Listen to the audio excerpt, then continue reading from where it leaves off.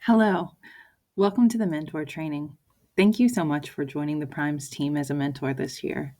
My name is Kristen Smith. I'm part of the leadership team here at Primes, serving as the program manager. It's so nice to virtually and asynchronously connect with you, and I mean that sincerely, as technology has allowed us to expand Primes to connect to more mentees and mentors such as yourself. We are really grateful for the opportunity to utilize technology to expand the program to a national level, and also that allows us to expand the impact of the Primes mentorship program as well. I know you've received emails from me. Please continue to stay in touch via email to keep communication lines open throughout the program. Reach out for anything at all. There's nothing too small. I'm super passionate about the mission of Primes, and I'm thrilled to be here to support you and your mentee with whatever may come up this cycle. This mentor training is primarily given by one of the Primes co-founders and current program director, Dr. Ben Hartley. We're excited to share that the Primes program has grown since the recording of the original training, and that's because we have more mentors like you joining in our mission to increase diversity in medical education. We truly appreciate your willingness to share your time, to be a mentor, and to partake in this training. So, in this training, you'll get a comprehensive overview of the program, the expectations, and a bit more information about being an effective mentor. Please be sure to have the accompanying document, the Primes Virtual Mentor Training Feedback Form. If you have that document open while you're watching the video, it's easier to complete because we've built in some pauses into the training to allow you to record your responses on that doc. And then once you have that completed, you'll send it in to us at primesmentorship@gmail.com just to confirm that you've completed the training and that you're ready to be matched with a mentee. I'll be popping onto the recording from time to time to provide updated information, but for now, I turn it over to Dr. Hartley to share about the creation of the Primes Mentorship Program. And thanks again for joining us. My name is Ben Hartley. I'm one of the neurosurge residents here. It's going to consist of kind of 4 mini sessions, about 30 minutes. A few little sessions we're doing. An overview of Primes, which a lot of you have already kind of seen in the intro session or the information session, so we'll kind of breeze through that. The framework and elements are kind of the nitty-gritty of the details of Primes. And then the last part is kind of what is Primes mentorship and what does it entail? Because it's a little bit different, actually a lot different than kind of a traditional mentoring relationship. A little bit more detail of the schedule, but we'll kind of go through these one by one tonight. So a quick overview, as you guys probably have already heard a bunch of times, our goal and our mission is to reduce the healthcare education diversity gap through our program, which pairs underrepresented minority college students with you guys, current residents and medical students who are interested in mentoring them. So the creation of Primes was inspired, from my perspective, by my experience with Teach for America, or with a lot of underserved populations. Also went to school at SUNY Downstate, so I got to treat a lot of people from underserved populations as well. And also just, as we all have had, experience working with other residents and medical students. So what we did, that you guys have probably already heard some of this, so we'll make sure it's brief, but we started with some prelim data collection last July, where we interviewed and had focus groups with basically all the invested parties in the medical school admissions and application process. A comprehensive literature review of all the things that you would imagine. And then we designed our pilot curriculum. And so what kind of the crux of this data collection was that, we basically asked the AAMC, what do you need to do to get into medical school? And then we asked our prospective applicants, what are the barriers and challenges as an underrepresented student that you have to reaching those milestones or those benchmarks that AAMC set out? And then overcoming those barriers and challenges is basically the point of our entire curriculum. Like, how do we get the students to do that? So that's kind of how we use the data to create the curriculum. We also designed some tracking tools, which I'll show you guys in a minute. And then we kind of designed the mentor training curriculum as well last year. We recruited and trained our mentors last November. Last year it was mostly, pretty much only, I think, medical students, and I think one MD PhD student that were serving as mentors. This year we opened it up to residents because after a lot of analyses of the program, we thought that would be best. And then we implemented last year. And we kicked it off, I think, at the end of, I think it was actually in February we kicked it off last year. And then throughout the whole program, we collected a huge amount of data. And that's what informed the modifications that led us to the second cycle of Prime. And again, we're continuously analyzing our results to make the program better, make it, number one, easier for you guys, and more seamlessly integratable into your very busy schedules. So cycle 2 started off in person, and due to the COVID pandemic, it did take a pivot to have the mentees and mentors meet virtually. And that is what led to the cycle 3, the third cycle of Primes that started in January of 2021, launched into a national platform, but also using a mentoring software. And it's really exciting because we can bring together mentees and mentors from across the country to connect for a virtual mentorship program. We use a web-based mentorship software called Cooper, and you'll get familiar with this software. It is very easy to use, and it houses our curriculum. And in addition, it does make the program scalable. So we were able to expand the program to 25 different universities and have mentors from over 31 institutions in the third cycle of Primes during the pandemic, which would have otherwise thwarted the program completely. We now are able to transcend that space and time and really connect with folks who can benefit from Prime's mentorship program. Dr. Caitlin Hoffman received a diversity grant from Weill Cornell Medicine, and we have been able to fund the program and continue into the fourth cycle of Primes. We've implemented feedback we've received, and we still do encourage feedback. Everything that you provide to us helps us make it better and easier for the next cycle and the next mentees and mentors.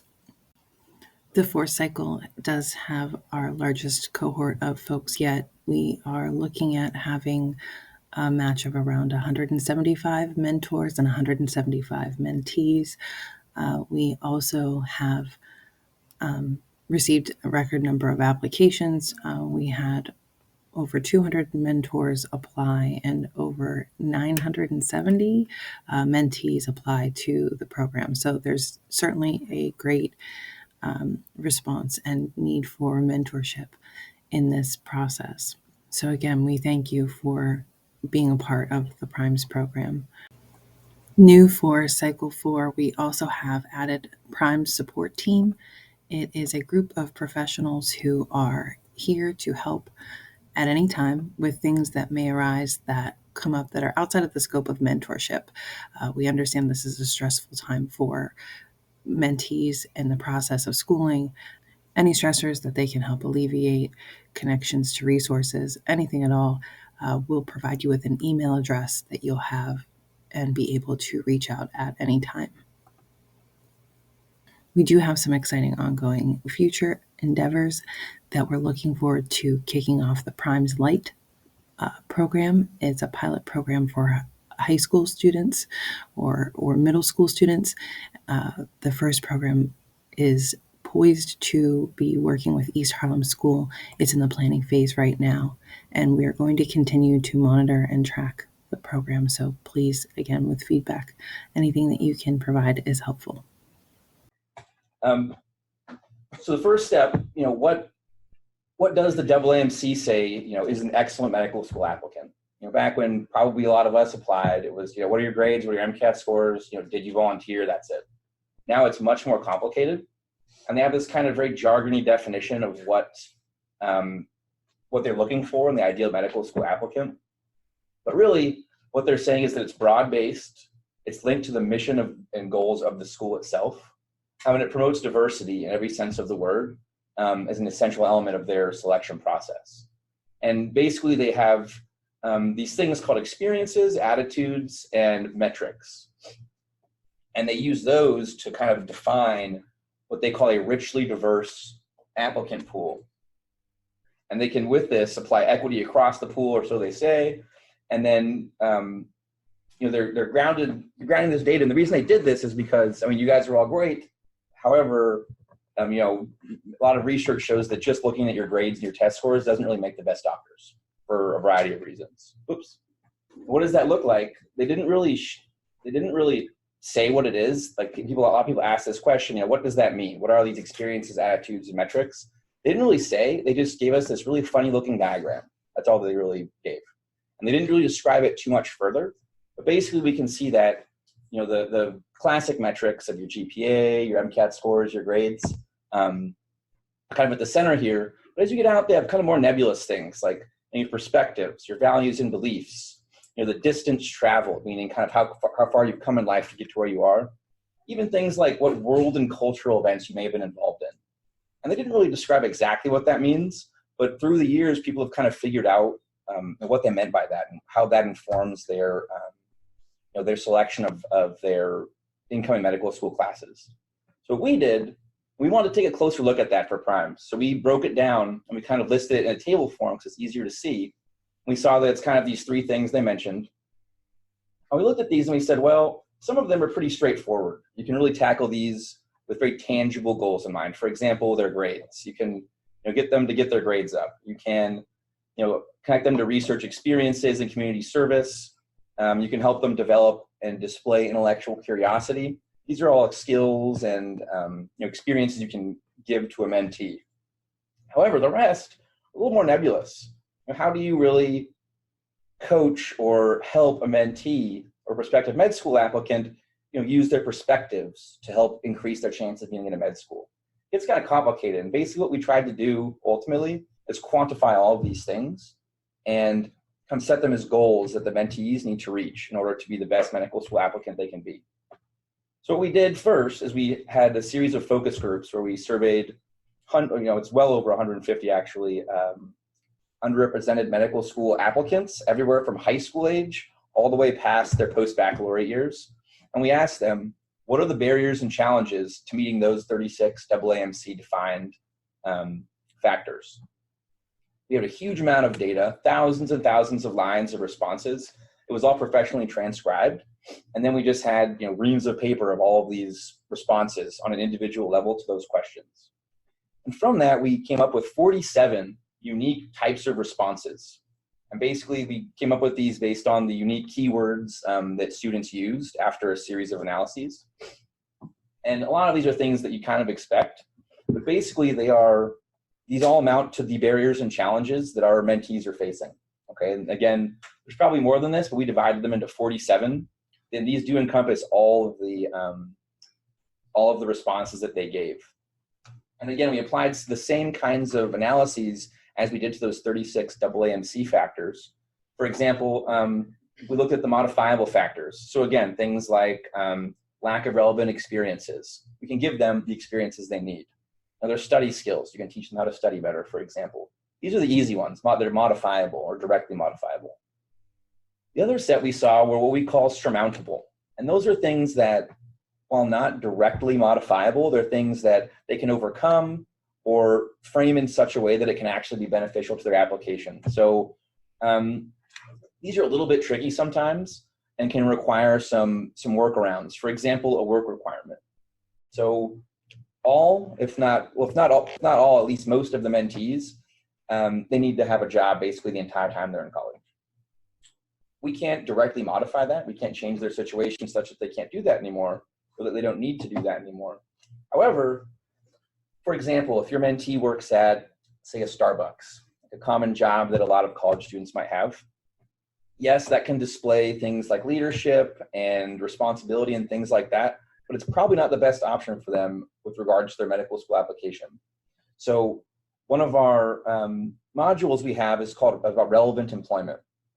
So ideally, they could help them get a position in, say, a research lab or working in a hospital to get them the experience they need and things like that for their application.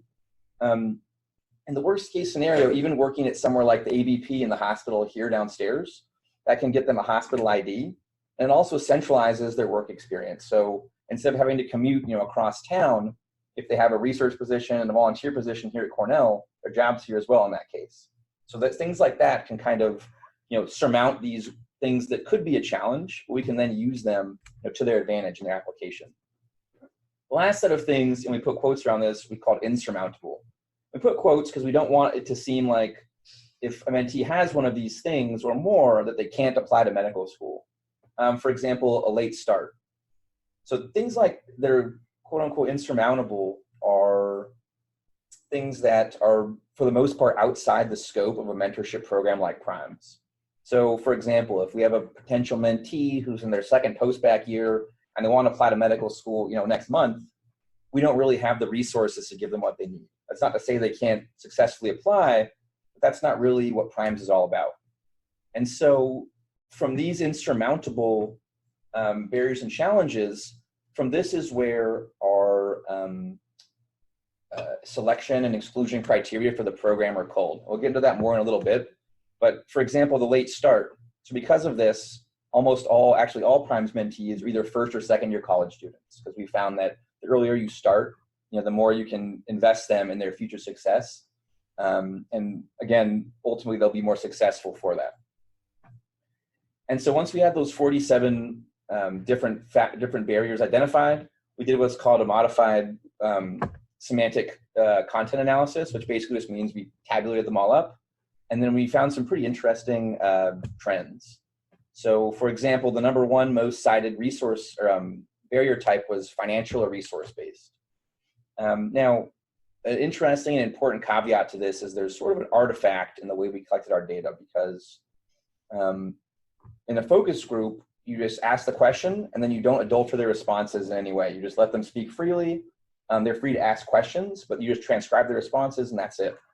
So for example, we had one of the focus group questions was, the AAMC in medical schools want you to have research experience in a lab somewhere or something.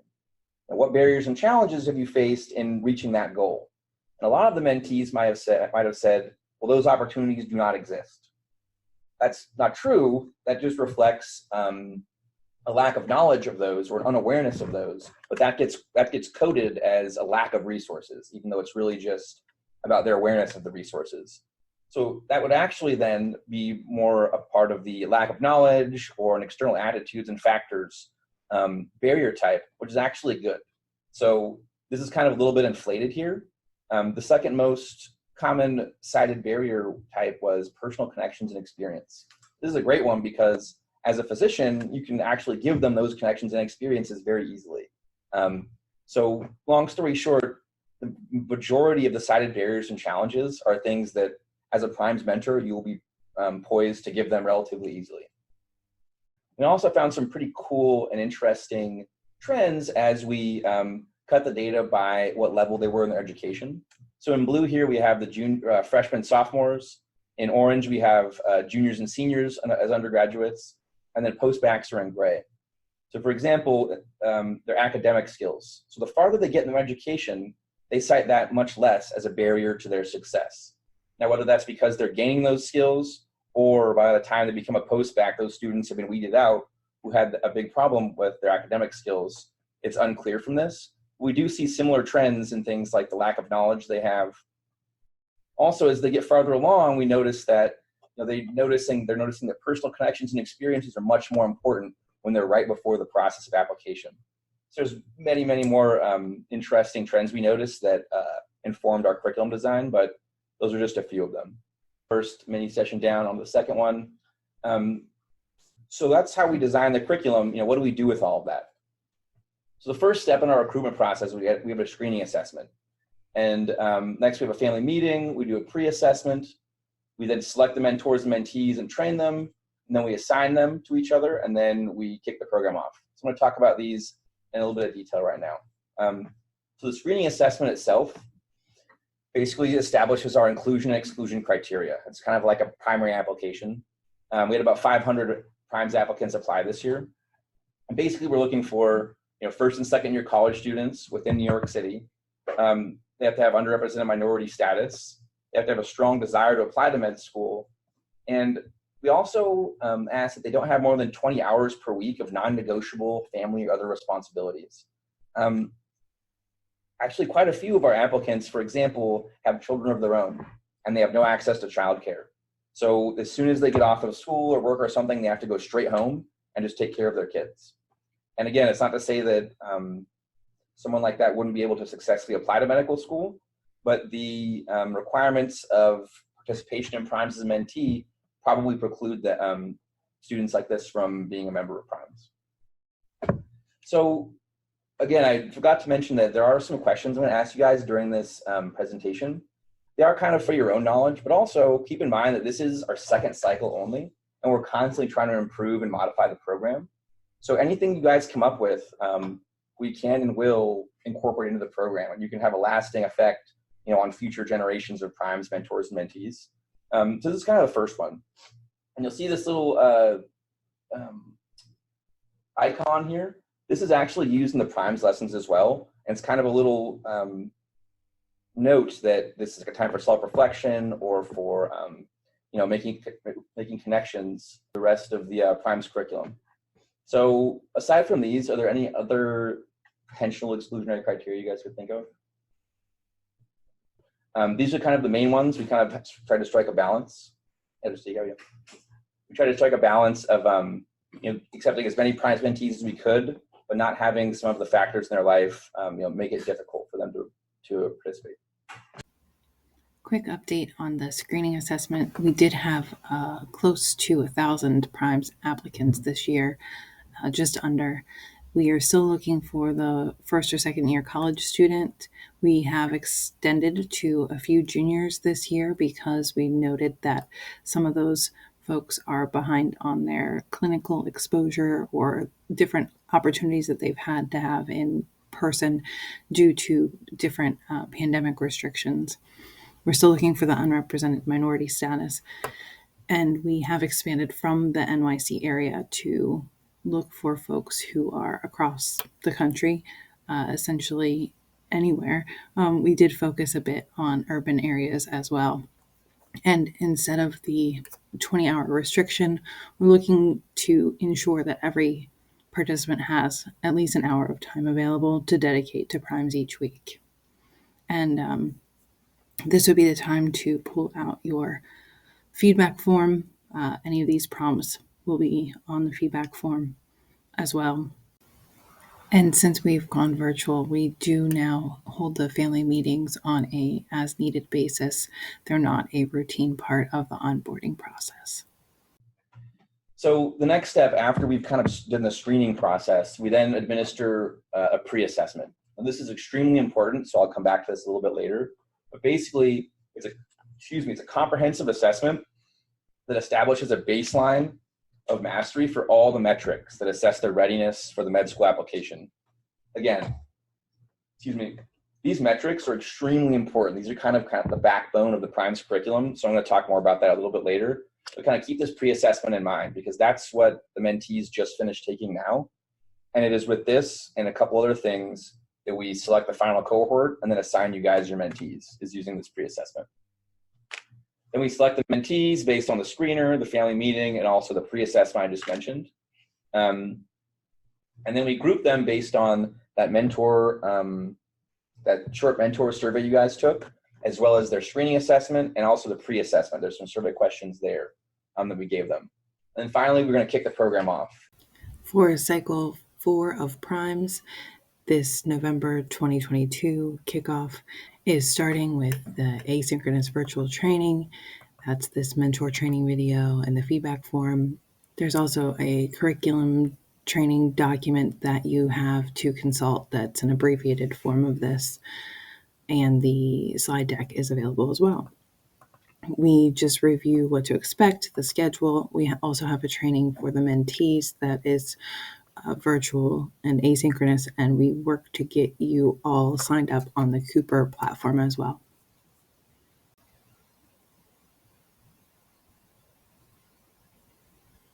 So the Primes program elements, these are kind of like the cornerstones of Primes and kind of the tools that we use to kind of get, realize our mission and reach our goals.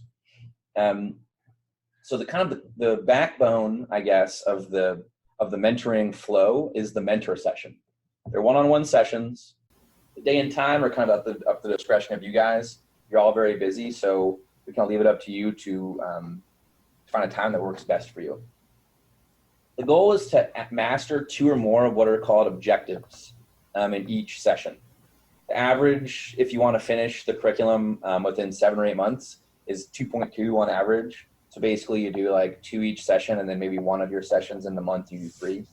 And an objective is basically a skill or knowledge, experience, connection, a thing like that the mentee needs to have to maximize their competitiveness in their application process.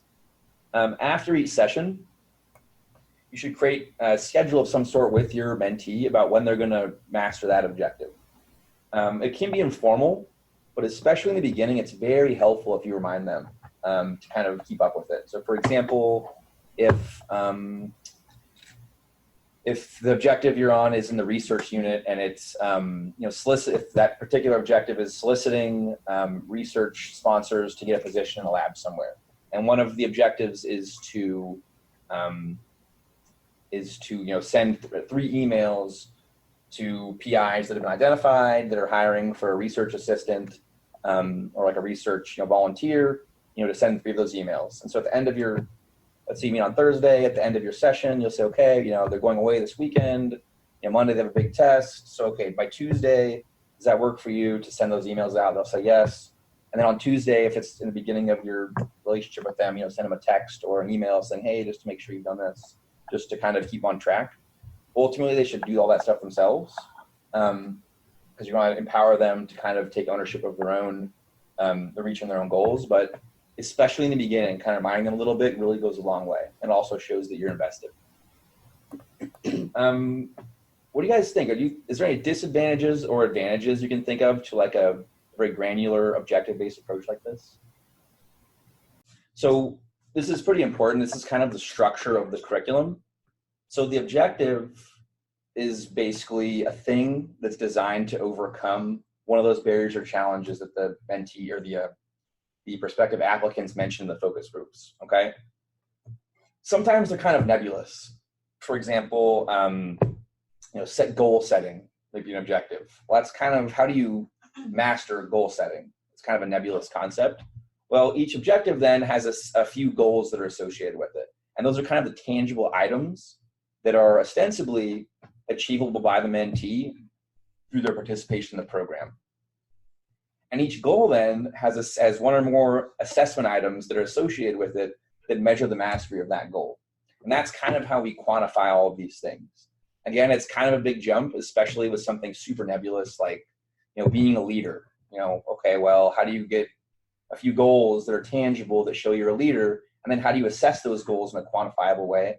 It is a little challenging, but we did it. And these assessment items are scored with a rubric. And this rubric weights more favorable responses with respect to the application. So for example, if the question is about, their involvement in research, at the end of the day, we have to say, okay, how many projects have you been involved in outside of like your assignments for your chemistry class? And if they say 0, that's 0 points. If they say, up to 3 or more, that's 4 points. And everything in between is, those numbers. And again, do you have to have 3 or more research projects to be a successful medical school applicant? Not necessarily. But so the rubric is kind of seen more as a relative score. You don't need 100 in everything. You just need to be improving in order to become the best applicant that you can be, which is really what we're trying to do. We want to make them the best applicant to medical school that's possible for them. And these assessment items are what make up the pre-assessment, as well as the unit assessments. So basically what happens is all the mentees have already taken the pre-assessment. They've already taken every assessment item in PRIMES. And I'll show you what that looks like in a minute. But we then reassess them with chunks of that that are basically units after they've completed the mentoring sessions about that objective. So it's kind of like a pre-assessment and a post-assessment to see how they were improved. So this is kind of what it looks like. All this stuff is going to be sent to you guys in a very detailed email that's got links and attachments and stuff. Most of it you won't really need to look at unless you're super interested. But they're all kind of tools that you can use to make it a little, make it a lot clearer to you. So for example, in Unit 1, like the life skills unit, we have this objective here. Here's the objective title, again, kind of nebulous. Here are the 3 goals that are associated with it. And then here's that piece of the assessments and the rubric. And as you can see, it is a little bit arbitrary, the numbers we give, but of course, using 0 resources to get you into medical school is a lot worse than using over 3. So that's kind of the framework with which we designed this rubric. Rarely we have a few that have like one right and one right or wrong answer. For example, this lesson, the objective 1.9 lesson, has a brief piece on reliable internet sources. So it kind of tells them how to use the internet to do research or to identify things that'll help them reach their goals. You'd actually be shocked how many of the mentees, and these are 18, 19-year-olds that grew up with the internet, how many of them don't really understand what is a reliable website. Actually, the majority of them didn't know what this was. So it just goes to show that there's a huge amount that we can gain with our mentees with relatively little effort. So I'll show you guys what a lesson looks like. And so this is kind of the backbone of that resource. So this is the lesson that goes along with that objective I just showed you. So it's got, usually they're between like 4 and 10-ish slides, but it starts with the goals and then it kind of divides it this way. Very importantly, when you look at these, sometimes just a picture like this, and it'll have these notes on the bottom that are for you and you only, kind of like gives you some talking points about each slide. Sometimes they don't need any notes. A lot of times they'll have links, things like that. These are all fantastic resources. And then at the very end, they kind of will say, gives them a task. So for example, sometimes this is the goal for the end of the mentorship session, and they'll just do it right then and there. So you don't have to schedule anything. But this is just an example of one of the lessons. And there's one of these for every single one of the objectives. Ideally, you'll kind of use this as a kind of an adjunct to your relationship. But obviously, if you're super swamped and all you can do is just like take lessons right out of the box and use them, that's totally acceptable. And you'll definitely get gains just by doing that. But as you get farther along, you'll see that it does behoove you often to kind of tweak the lessons a little bit and make them your own. But going forward, just in some graphical or an infographic showing that the goal is 1 session per week. Again, if you want to have like, that PowerPoint should have taken maybe 15 or 20 minutes max. So if you meet for 1 hour, that's plenty of time to go through up to 3 or more objectives. So you don't even need to meet for that long necessarily. If you want to meet every other week, that's not as effective. But let's say for a while you're both really busy and you only meet twice a month. You want to meet a little longer, that's totally fine. But on average, it should be about once per week to kind of get finished with the program in a timely fashion. And the goal being to master 2 more objectives per week. And then again, kind of an informal schedule, especially in the beginning, for mastering those objectives. And afterwards, you'll just have them complete the task. And you'll find out whether they've done that when they take their unit assessment, which happens maybe once a month, maybe a little bit less often than that. The other piece of primes are the group sessions. You're not necessarily as involved with these. The event sessions are held virtually on Zoom, and we require mentees to attend at least 7 of them to help solidify the elements of the curriculum. They're primarily held on Monday evenings. You're always welcome to attend, but you're not required. We will also have the recordings available. They're password protected on our website, and there are a variety of workshops and lectures and talks. These events virtually on Zoom. Many of you expressed that you would be interested in leading a session. Many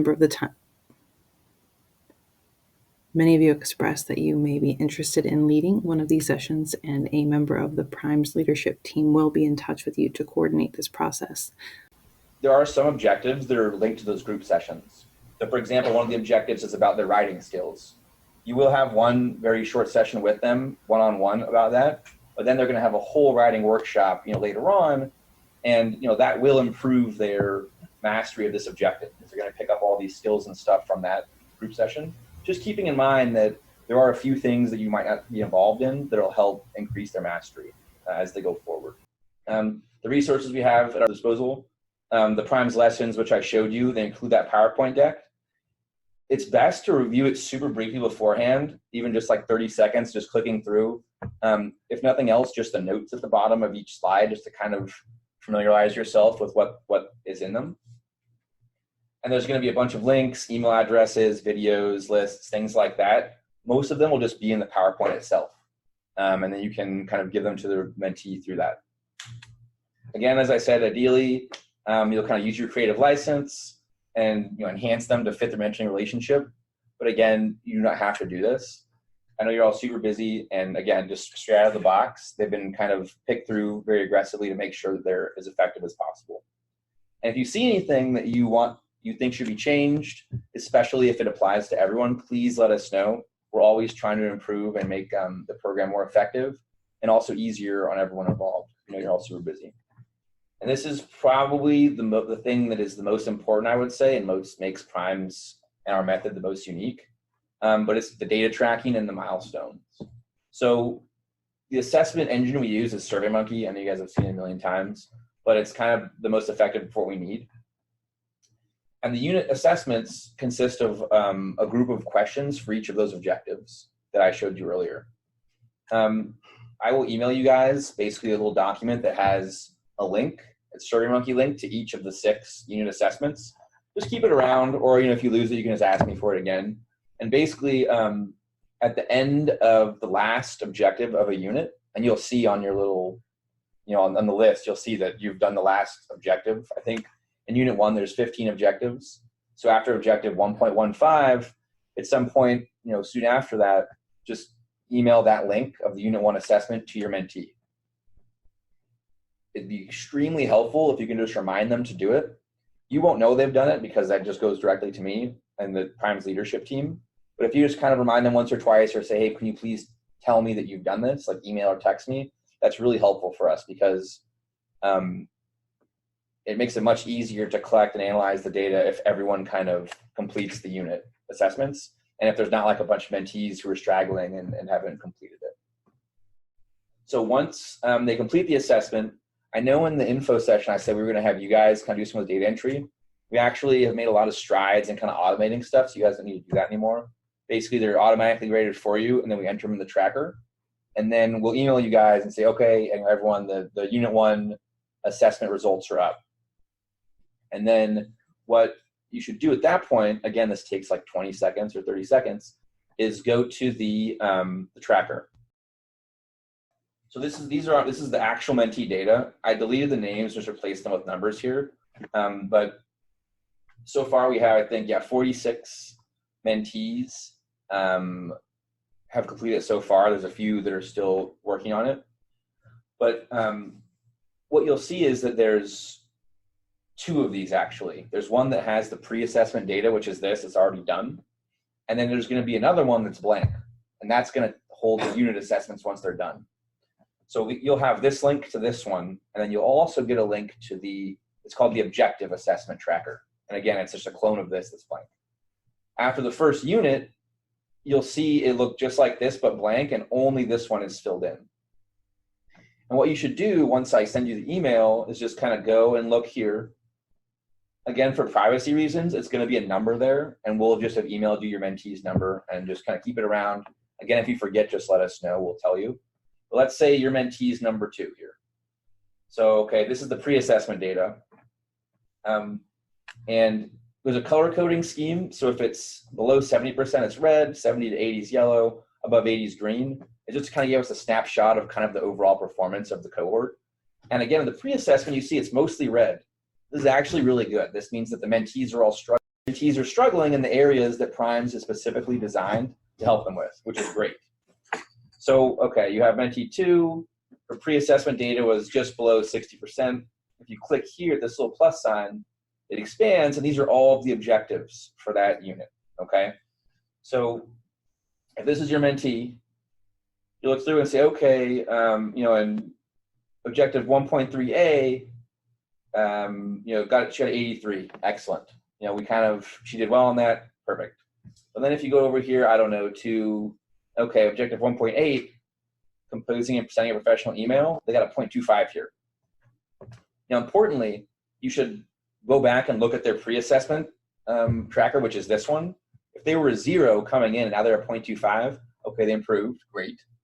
But ideally, I think for this particular question, it was asking how similar is their email to like a professional boss or something? How similar is that to an email they would send to one of their friends? And obviously it should be different, but there's just like one example of a question there. So what you can do is, okay, next time you meet with the mentee, you can go over this with them. Actually, you should. And then ask them, okay, like, remember when we talked about being a leader, it says here that, you're still maybe a little uncomfortable with that concept and you want to talk a little bit about it. You can even go back and briefly review the PowerPoint and see what you actually covered that day. And there's a lot of things that could happen there. It could be the mentee just didn't take it to heart. Maybe the PowerPoint's not very good and you can help us improve it, or we need to improve it. Maybe there's something about the mentor-mentee relationship. And we're still improving and modifying our assessment engine. So maybe the questions just aren't very good at assessing, assessing mastery in that concept. We're doing the best that we can. We've already improved it a lot. But looking at these will be an important part of your relationship because it kind of circles back to the data and says, what exactly have we been doing together and where have we done well? And, what do we still need to work on to make you be the best applicant you can be and maximize your success? In the first cohort, almost everyone was in the yellow and the green, so you probably won't have very many of these where you have to go back and redo them. I think the vast majority of them just made huge gains. I think the average was 25% across the board. We're poised, I think, to have even better gains this cycle. So again, it should be relatively rare. Most of you are going to look at the objective tracker and see that your mentee is just blowing out of the water, which is excellent. It really helps to kind of go over this with them because the things they did great on, you can point it out and say, look, oh my gosh, when you started out, we're really struggling, and now look, you're a total stud and you're ready to do these great things. So this can also be a good investment tool to kind of show your mentee how they're improving. But again, it's extremely important. You don't have to do any data entry, but just kind of look at it and kind of think about what that means about your relationship. Again, it's a very powerful tool, and it really helps us see where where the mentees need the most work. So what that basically is called is targeting. So once you kind of go through and look at those objectives, as kind of what I just showed you guys was what that's called. Kind of target the need areas that they have based on where they need the most work. And again, one thing I should have mentioned is that I'm going to send you guys a link to the pre-assessment tracker before you even start a meeting with your mentee. You should go through that and look, and if your mentee already is in 3 research labs and is literally published in Nature or something, I doubt it, but it's possible. You can kind of skip over some of the research stuff with them, right? Whereas if they've never set foot in a hospital and they've never met a doctor in their life, in the clinical exposure section, you probably need to hit that a little harder. So the targeting really applies before you even start because every mentee is different. And we do have some mentees that are actually really, really involved in research. I've done some great things, at a very early stage in their education, for example. So things like that you can kind of gloss over a little bit, or just make sure that you're a resource for them if they need you. But they will have strengths and weaknesses, and that the pre-assessment tracker is going to help you target what you do, okay? And you should try to at least peek at that before you meet with them, because it will, again, if you're kind of preaching to the choir about something, it helps to know that ahead of time. And again, literally it'll just take you a couple minutes. You only have to do it once a month because those unit assessments come out probably every 5 weeks. But then you'll have all that data to look at. If you need any assistance or questions, if something doesn't seem right or there's any even suggestions, please let us know. Again, you guys are all extremely smart people, and we love to have your input about this stuff. Lastly, the Mentee Goals Checklist. It's basically just a list of all the objectives. If you want to have it be virtual or you want to have your own or something, that's fine. But it really can help kind of invest the mentee in getting everything done. And it kind of helps them with organization, with making lists and keeping track of things like that. Excuse me. And it can really be helpful in kind of helping invest them. So that's kind of the end of the nitty-gritty details of what the program entails and kind of the day-to-day, how the data works. This last piece is basically about, what is a Primes mentor? And as you can see, it's a little different than maybe a traditional mentor, at least maybe how you may have experienced one before. I'm going to talk about the pieces of the mentoring puzzle that we pulled together to make what is the Primes mentor.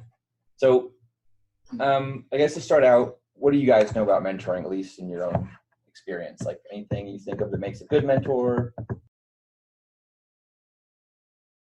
This is all from, kind of the gurus of mentoring. Kay and Hines are two big ones. They've been writing about this stuff for decades. But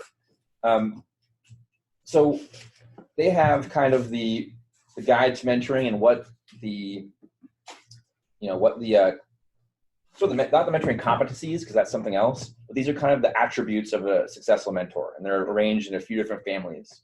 So the first is knowledge.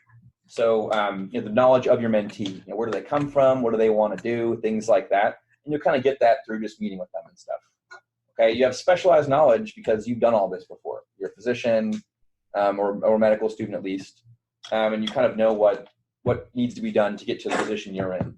You also have personal knowledge, things you've gone through that can inform and enhance your relationship and the way you're educating the mentee. You have some personal skills, kind of some of the things related to what you guys said about communication, listening, you're motivating, you have the position to influence your mentee because of a variety of reasons we'll talk about in a little bit. Fact-finding is important. Most of these facts are kind of given to you in the PowerPoint presentations, but the other ones you just kind of already know. They'll ask you, oh, should I do this or that if I want to apply to med school? You'll kind of already know because you've done it. Liaising. This is a big one as a Primes mentor because you're sort of in this world. So anyone you can introduce them to or connect them with is a very important part of the liaising piece. Development, obviously, you're developing your mentor, or your mentee to become the best applicant they can. Time management, as a resident, I'm sure you guys are experts in this, but you're also mirroring that to the mentee and teaching them these things. Counseling is very important. This is going to be really challenging, and these mentees, for the most part, are going through a lot of things that are kind of outside the scope, of what's common or normal for most medical school applicants, and it's extremely challenging. In some cases, you're going to be telling them to do even more stuff, and so being there and kind of that support system and support network for them is going to be really important, especially because they're probably not getting it anywhere else. You guys would be shocked if you heard some of the things that pre-med advisors have told them about, like, not to apply, people like you aren't doctors, like horrible things. And you might be the only person in their life that's really there to kind of support them and tell them, be encouraging to them. Some qualities, which kind of go along with the personal skills, but your ability to open doors. But along the lines of liaising, you're here to you're in this world. So you're able to open a lot of doors for them. Your willingness. You guys have put up with all of my annoying emails and all this stuff. You're here on like a work day at like 8 o'clock at night. So it seems like you're all willing, and I really appreciate that. Thank you. It kind of goes on with commitment as well. You guys all seem like you're committed. I promise it's very front loaded. After this, the training and all that stuff, it kind of runs itself a little bit. You just got to meet with them once a month, or once a week rather, and then just kind of peek at the data, once a month at most. Enthusiasm is pretty important too. It kind of goes along with the counseling. Being enthusiastic and them reaching their goals. A lot of times, everyone's kind of negative around them. People kind of discourage them, or at least have nothing to say about it. So you, again, might be the only person in their life who's enthusiastic about, them working to reach their goals. And again, had a long day in the OR or something, or on the wards, it's going to be tough to appear enthusiastic, in an evening or something, but just a little goes a long way, and just please do your best, because this really means so much to the mentees. Confidentiality. Eventually, you're going to know these students for, by the end of the program, 8 months, and they're going to start to tell you things that you should keep in confidence. There's a few caveats to this, which we'll talk about in a little bit, but again, being their confidant and keeping things confidential that they want you to is also important. And also your experience. This one's kind of a little bit more obvious, but you had personal experiences that make you who you are and got you to where you are. Also educational experiences. You've gone through what they're going through now educationally, and everything thereafter. And you're still kind of a lifelong learner as a physician. So you can model that for them as well. And your professional experiences as well. So as a physician, you've done all the right things that got you here, and your day-to-day life is what they want. So that's extremely important in your mentoring relationship. The next piece that Peg and a few other people talked about this is called mentor credibility. So yes, you can mentor someone, but why will they care what you have to say? Why would they listen to you? So what Peg said establishes and defines mentor credibility are your age. So these students are probably between the ages of 18 and 20, almost exclusively. I hope most of you are older than that. So that just your age alone will lend you some credibility because you're, hopefully at least somewhat older than they are. You complete a lot of projects. This doesn't just mean research and kind of community service projects, but basically everything you've done since your freshman year in college to now counts as a project you completed that gives you that credibility with them. Your knowledge, pretty much every question they're going to ask, you'll have an answer to as far as your application goes. Your success, you have reached their ultimate goal. So that's something that is very important. And just that in and of itself, they're going to listen to basically everything you have to say. Along with that comes experiential wisdom. Maybe not all of the things, maybe not all of the interpersonal things they've gone through, you will have done so as well. But you've jumped through all the hoops that they have or that they are needing to jump through. So that helps quite a bit. Your appearance, this one's a little contentious, especially as a resident. Especially when I was on service, I was looking pretty scruffy. But if you show up in scrubs to your session, that's okay. It's kind of like the uniform of the physician. But this appearance piece is very important for the mentees because I guess an unfortunate way of putting it is that you've kind of like earned the right to be that. And for the mentees, they need to understand that, code switching is a big part of it because, when they're in OChem, let's say, and in their OChem lecture, that's sort of them being on the wards. Whereas when you go to clinic or something, or when you're giving a presentation, you don't necessarily wear your scrubs or something. You kind of have to dress up or whatever and, comb your hair or something. So the appearance piece is big, but they need to, it's kind of becoming a learning piece because they need to understand that at certain times, more often for them than for you, they really have to take a lot of stock in their appearance. Your presence is important. They're going to be paying a lot of attention to what you say. You may be the first doctor they've ever met, at least outside of, their pediatrician or something. And so they're going to be hanging on very subtle things like your body language, things like that. If you're showing confidence, if you're showing not only confidence in yourself, but also in them as a prospective applicant, if you're showing that you're invested in what's going on, little things like that can really go a long way in them trusting you. Your expertise kind of goes along with your experiential wisdom, but you are an expert medical school applicant because you all did it successfully. A truth teller. This is also extremely important. They're going to be encountering a lot of people that kind of just tell them what they want to hear or what they don't want to hear, and it's not true. So if your mentee is struggling with something or they're consistently showing behaviors that will prevent them from being a successful applicant, you need to tell them. And it's kind of hard, especially in the beginning. It's a little awkward. It's like, I don't know this person, but I'm basically kind of, from the very beginning, telling them some potentially hard truths. That's what they need. You're only really with them for 8 months on this one-on-one basis. You can totally continue relationship afterwards, and we'll talk about that later. But, what you tell them during those 8 months is going to stick with them forever and really will directly impact their success and their future. So that's extremely important. And lastly is the chemistry of the relationship. This is kind of the last, advanced level credibility building piece, but that'll sort of develop through time as you get to know them. And speaking with some of the other mentors, they definitely developed a strong chemistry with the mentees. And it just kind of comes from the relationship, and you'll get there for sure. The next piece is about the competencies. These are kind of not really what gives you credibility, but these are the things that you should try to embody as a mentor. And if you do all of them, they all contribute to what's called mentoring excellence. Excuse me. It's kind of like that weird AAMC document that shows what the excellent med school applicant is. First is self-awareness. So you should assess the relationship, your own impact, and then build the best relationship possible. And you also want to mirror that self-awareness to your mentee. So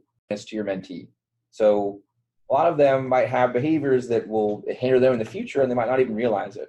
So not only should you be self-aware for the relationship, but also to teach them by example.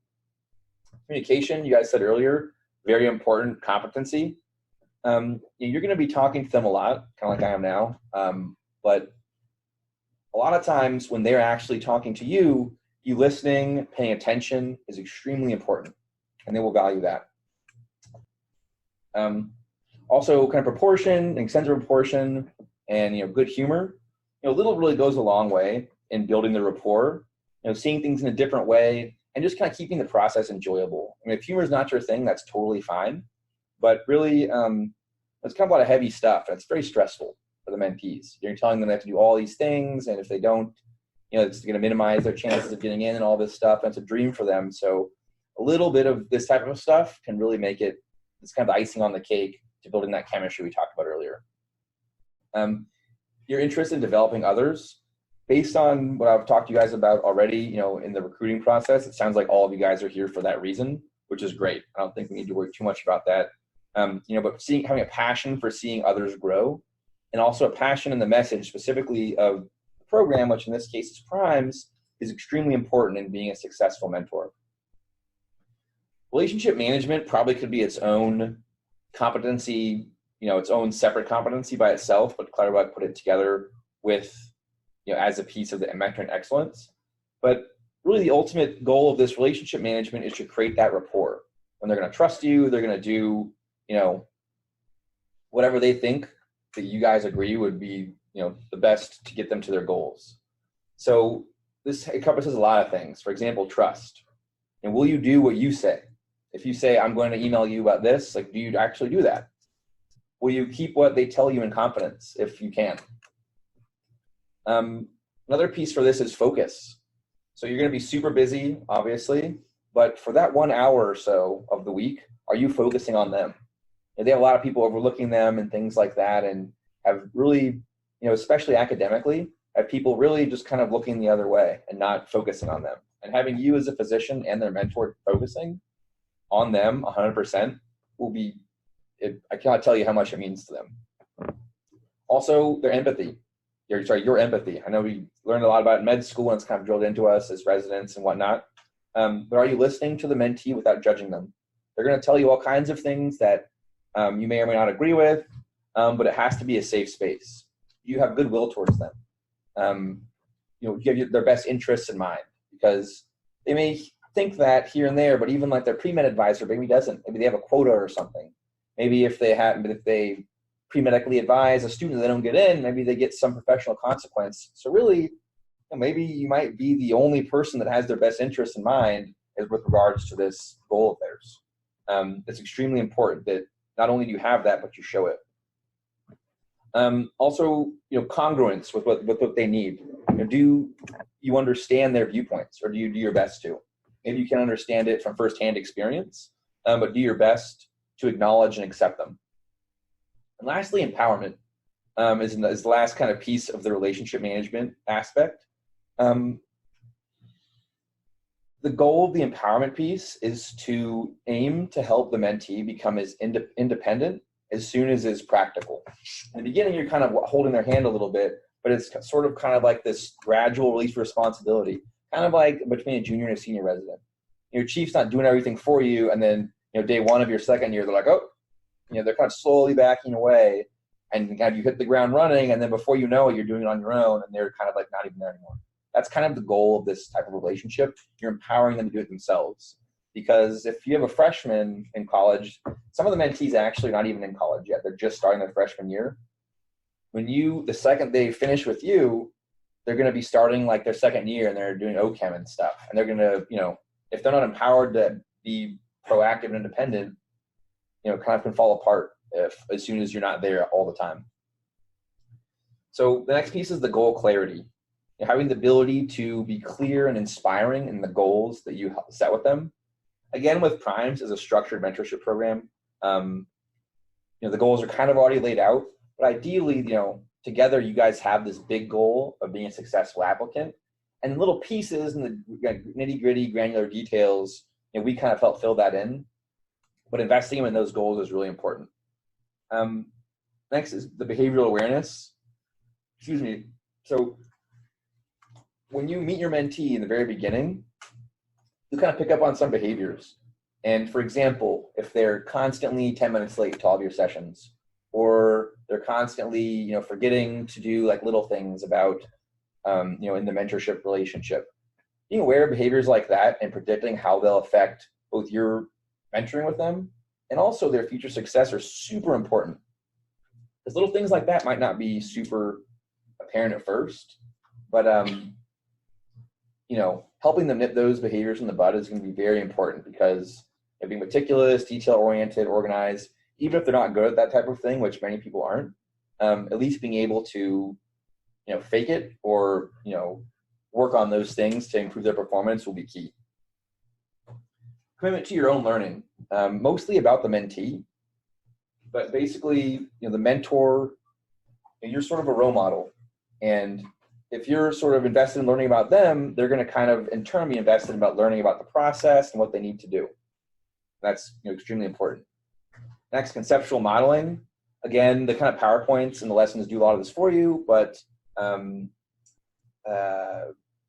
are some kind of nebulous concepts that are sort of intangible, and you have to help them model those. And again, you guys have already been there, you've done it, so you should be able to relatively easily make these a little bit more within their grasp. And lastly, professional savvy. We sort of already talked about this, but you use your experience and judgment to guide the mentees to being the best applicant they can be. And again, the farther you get, it's kind of more individualized, and you'll kind of figure it out as you go.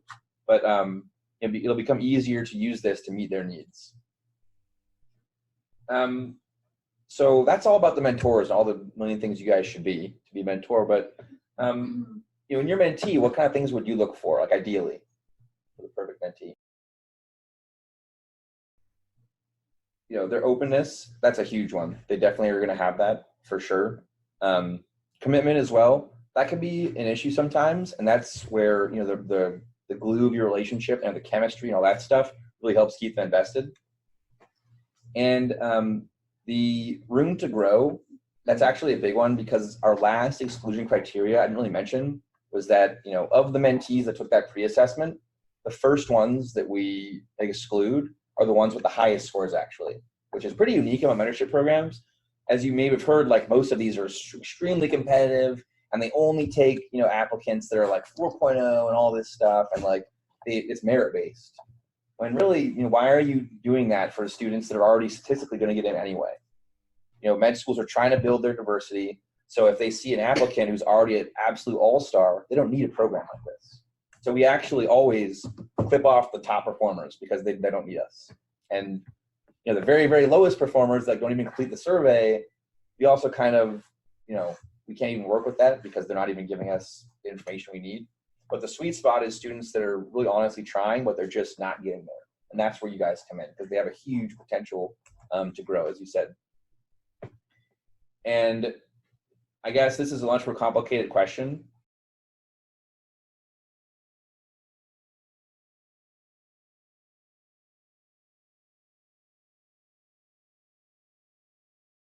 If you have this perfect mentee in your mind, so they want to grow, and they're also pretty young. So focus on kind of molding them into the right mentee for you, because then you'll get the most bang for your buck, and they're going to learn the most and grow the most from your relationship. So we're going to kind of briefly gloss through this, but basically another model of mentoring is called developmental mentorship model. And basically it's the mentor is kind of a helper, and they kind of take someone with less experience than them and kind of gain confidence and purpose and insight and wisdom. And importantly, the mentor also is changed by the relationship.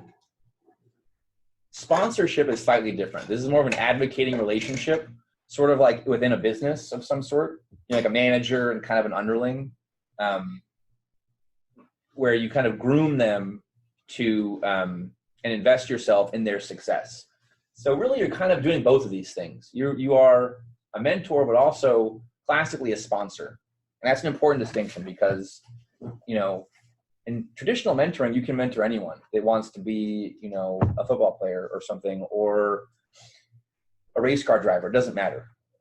Just mentoring them, just kind of being an advocate for them in general is easy. But you're also a sponsor for them because you're not necessarily going to call an admissions department for them, but you're in a position to, groom them to be, the next generation of physicians, which is important. Speaking of the developmental model, I really appreciate you guys all being here and making the commitment. But what are some things that you guys hope to gain from this?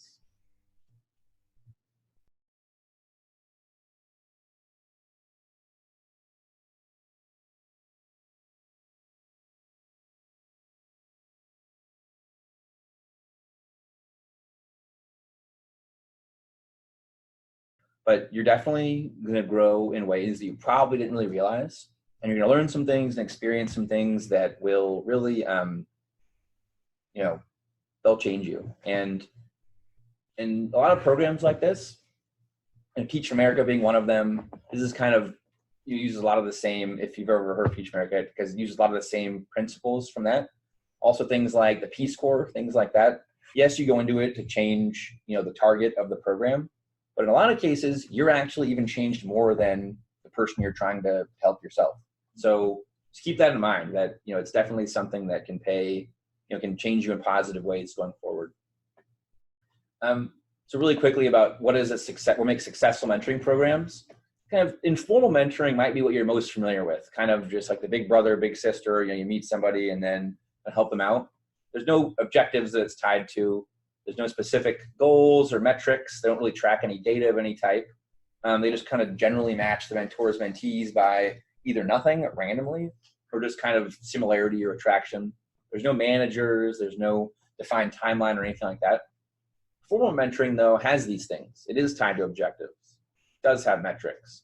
There are developmental goals in mind that inform the matching of the mentors and the mentees.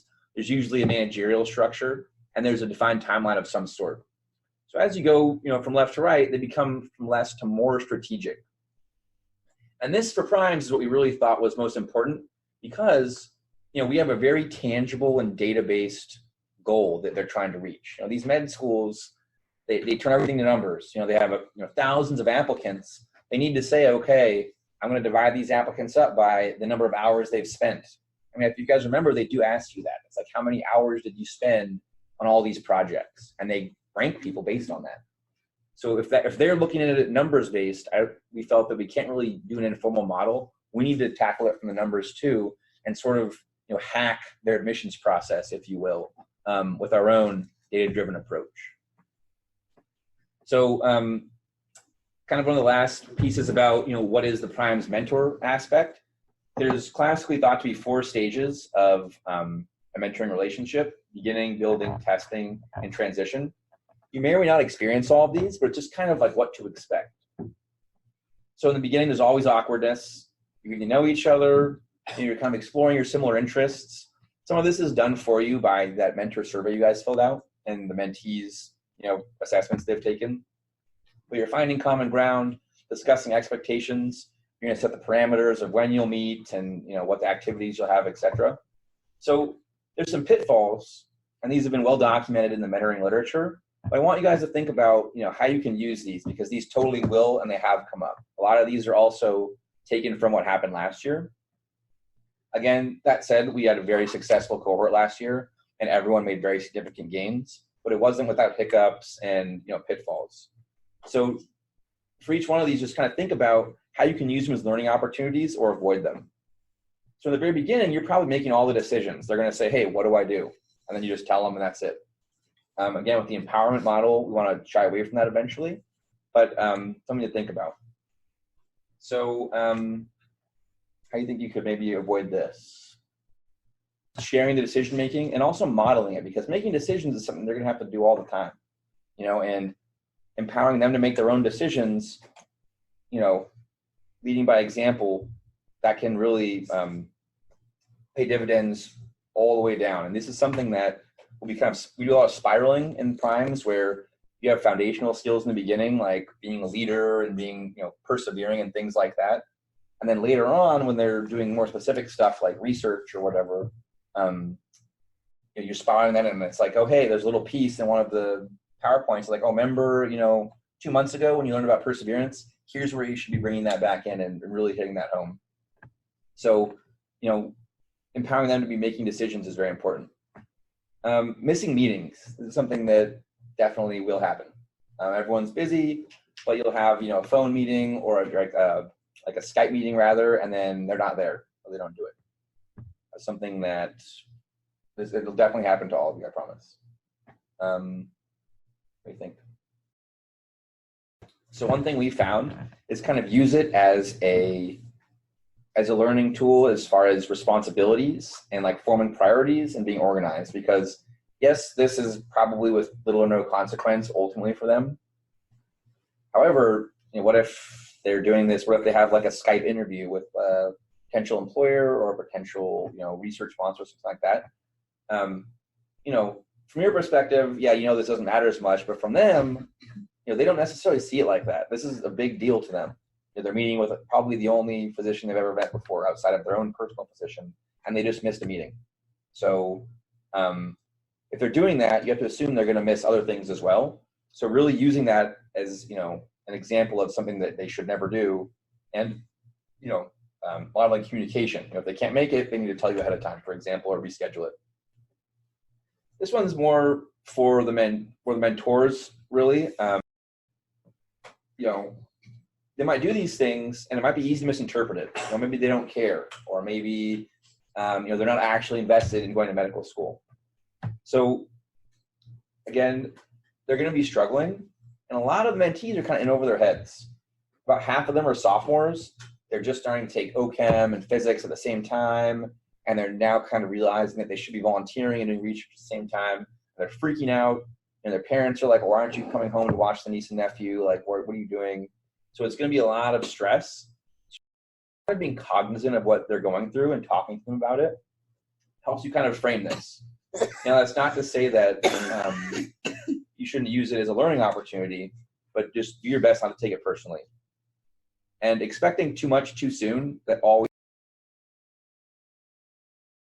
happens. You're going to see, this curriculum we developed and all this stuff, but then in the very beginning, when you're meeting them, they are woefully underprepared for the eventual med school process, and they're even underprepared for being as a successful pre-medical student, which is important. So realizing that you're reaching them at ground zero, which is the ideal Primes mentee, and you just like baby steps in the beginning, and then they'll take off pretty quickly once you kind of get the hang of everything.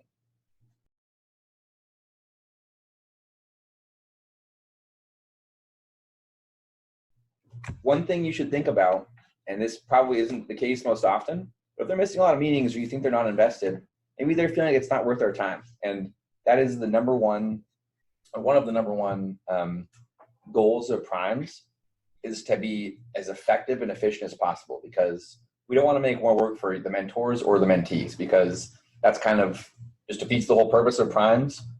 And also, we can't get you guys to do this if it's a huge pain in the ass for you guys, and the same with them. I mean, they'll do it anyway because they're really invested and they kind of feel like they have to do as much as they can. But, something, if you're seeing one of the PowerPoint lessons or, some part of Primes and you're like, wow, this is kind of superfluous and isn't necessary, like, let us know. We're not taking offense. If you guys think it's like too much work and there's parts of it that are just not useful, let us know, and then we will cut it out. And we will do what we can to streamline everything for you guys. In the building phase, after you've kind of gotten through the first awkwardness, you're going to learn more about each other. They start opening up. You're sharing the information with each other that builds trust. Feel free to share stuff about yourself. Actually, that's quite an important part of the mentoring relationship, because they're going to want to get to know you and know that you're human too. And once they see that, oh, okay, like I can kind of see their pathway, and they can kind of envision themselves doing the same thing, that's going to be so important for them. Because they may not have actually ever met a resident, even if they have shadowed a doctor before. And they might not even really know what a resident is necessarily. So letting them figure that out and showing them firsthand is going to be very important. Routines are going to be very important. Not only to just make it easier for you guys to do your thing, but also your routines are just important. It'll help them kind of organize their lives, and having a study routine, a research routine or whatever, those are going to be very important for them. and also empower them to plan for setting the goals on their own, because, you know, you're going to lay it all out for them over the 8 months, but afterwards they're going to have new goals and they're going to be totally by themselves and they're going to need to do it themselves. So they may start to become the dependent. In the beginning, this is normal. However, when you're kind of in the building phase and you want them to not do this anymore, you really have to set boundaries and use this as an opportunity to teach motivation and independence. And remind them that you're not going to be there forever. That's cool. You can be available to them, but ultimately you want to empower them to do it on their own. And you might get overwhelmed a little bit by what they're going through. And we had this last year as well. You know, you're getting a mentee who possibly has a lot going on in their life. And it might seem that, we might not call it in Primes insurmountable things, but you might get this whole package and say, oh my gosh, like this is not something, I don't think they're going to be successful, or, this is overwhelming to me just to hear about all this stuff. You can reach out to us if there's anything that you're uncomfortable with. You'll have the emails and contact of all the Primes leadership team. Also talking to each other about it.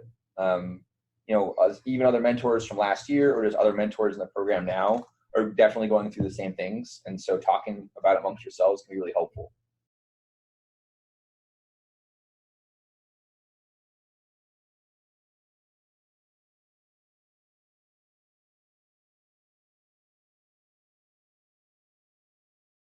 And talking about it often helps, and just, sharing the things you've gone through, obviously while maintaining confidentiality, can be very helpful. And, I feel underappreciated. This is something that often in mentorship is a big issue, but in our particular brand of mentoring doesn't really happen. They're always extremely thankful of your sacrifice and your time. And especially as a resident, they'll realize like, oh my gosh, this doctor is taking this time out of their day and they're so busy. It really means so much to them. So this is much less of an issue. Testing phase, this is more in younger people. Our mentees, some of them are like 18, so they might kind of go through this, but for the most part, this is the testing parts usually in, it's more well documented in with like adults mentoring like children. But again, it is something you might go through. They might feel less motivated to meet the goals, and it might be easy to take the shift in their behavior personally.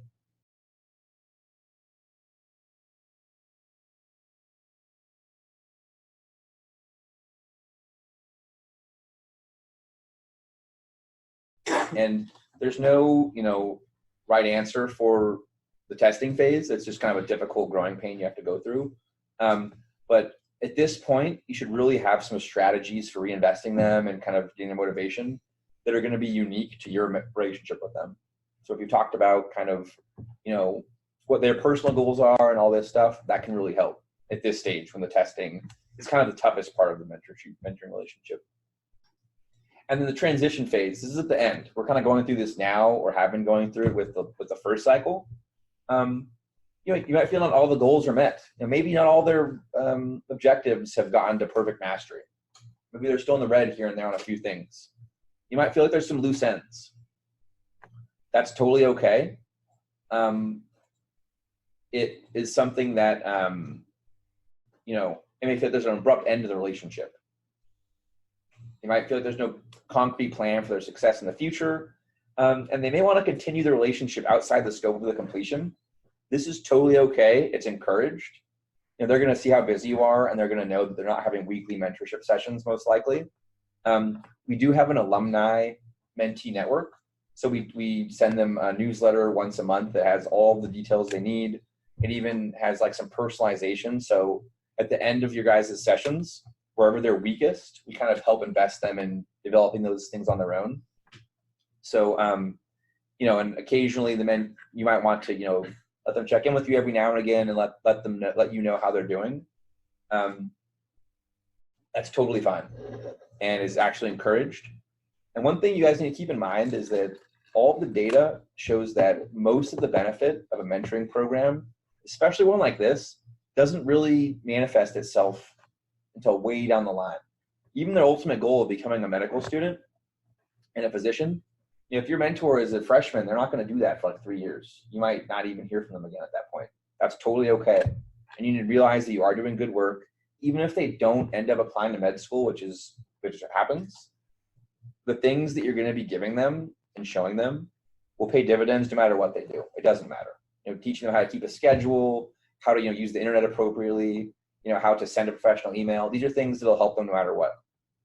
So regardless of what happens to your mentee, you're doing good work, and it's very important. So kind of the take home from this is that you're going to be a part mentor, part sponsor, and also part teacher in a few ways. And kind of the very, very last piece of today's training is this model of mentoring as leadership. More so than other types of mentees, they really have to do a lot. They have to just be a total badass, especially coming from some of the circumstances they are. They need to do that to become what they want to be. And so you're kind of leading them to do that and leading as a model. And so there's 6 key principles to this. Some of them are you'll make your own based on your relationship with your mentee. But the first is set ambitious goals for achievement. So they say, okay, I want to be a doctor. What does that mean? So you're going to show them what they have to do and help them set goals. You're going to invest the students and families in working hard to achieve those goals. Families less so, we kind of handle that part. But the students, or in your case, the mentees, you need to invest them continuously. And again, that investment strategy depends on who they are and who you are. You need to plan purposely to achieve the vision of success for them, whatever that means to them. And you need to execute that plan with judgment, your best judgment as a mentor and as a physician, and also making slight adjustments based on the data and also your relationship with them. Continuously increasing your effectiveness to accelerate their achievement.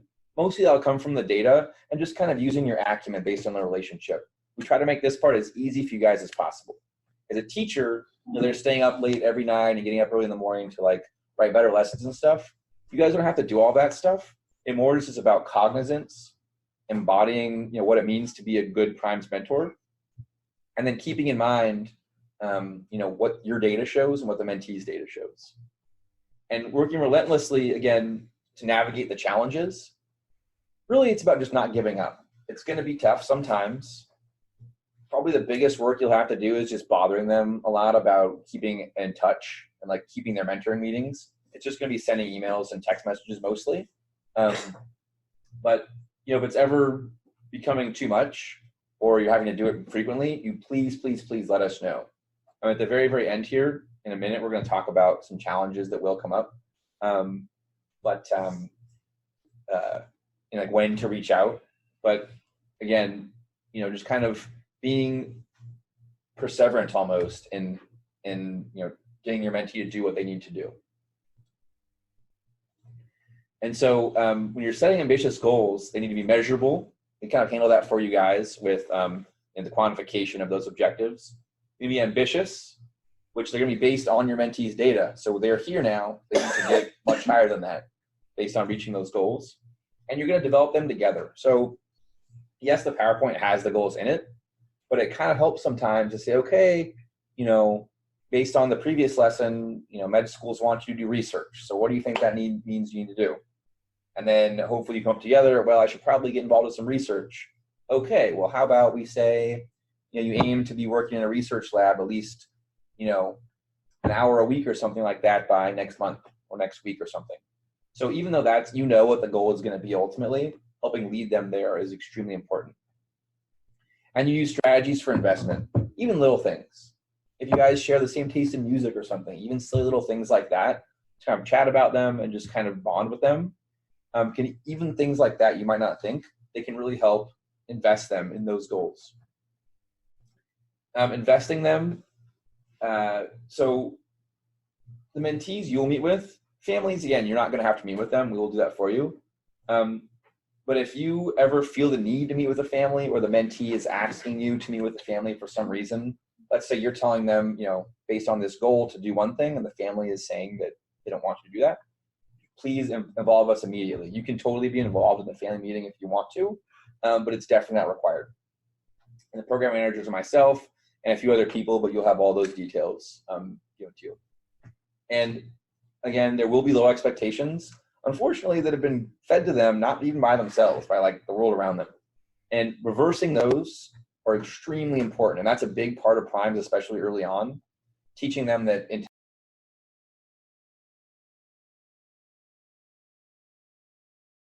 intelligence is not fixed, their achievement is not fixed, and if they work hard, they can accomplish any of these things that it's within their grasp.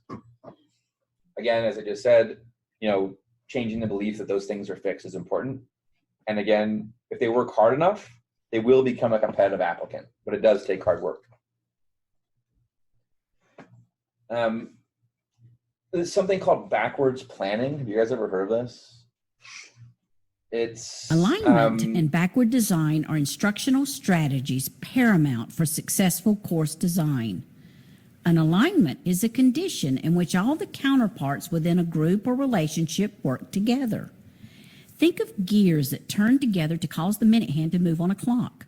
All the pieces must interlock in order for the clock to keep time. In course design, there are 5 counterparts that must be aligned to ensure student success.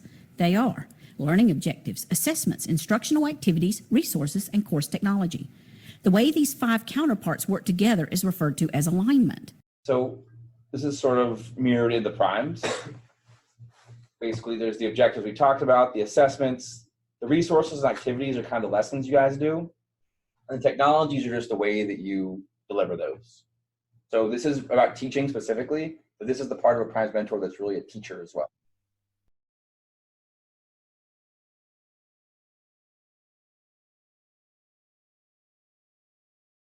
Need to learn rather than what we want to teach. If you start at the end goal, meaning you start with what students should know and work backward, you are assured that your students finish your course with an understanding of what is most important for them to learn. Once course objectives are established, you must next decide on how you want to assess the student's ability to successfully complete the objective. In order for the objective and the assessment to be aligned, they must work together. For instance, if the objective is for the learner to be able to demonstrate the ability to make a flaky pie crust, but the assessment is a multiple choice test, the objective is not aligned with the assessment. Again, working backwards, the third counterpart of an alignment map is the instructional activities that prepare the student to achieve success on the assessment. Using our pie crust example, aligned activities would be for students to weigh ingredients, roll pie dough, etc. Because it would not prepare the student to achieve the assessment, a misaligned activity for this particular objective would be to read an article on the history of pies. Still working backwards, the fourth step in our backwards alignment map is to provide resources that will help the student do the instructional activities. For instance, in order for a student to make a flaky crust, you may assign text to read and pie crust demonstrations to watch to prepare them to successfully complete the activity. Lastly, if you use technology in your course, it must also align. Using our pie crust example, technology such as a word processing program requiring a student to write a paper would not align with this particular objective, but a video demonstration of the student making the pie would. Now you have it. Backwards design and alignment working together for quality. How we did this in primes is we started with those objectives. So basically AMC told us that. They said, here's what they need to do to successfully apply to med school. And then we cross-reference that with their barriers and challenges, as we said. That's kind of the goal. They need to do these things. If they do that, they're golden. Well, then how do we know they've done that? That's where we got the goals and the assessment items. And then from that is where we made those lessons. The lessons are kind of all designed to get them to demonstrate through the assessment that they've met those goals, which are ultimately what they need to do to get into med school.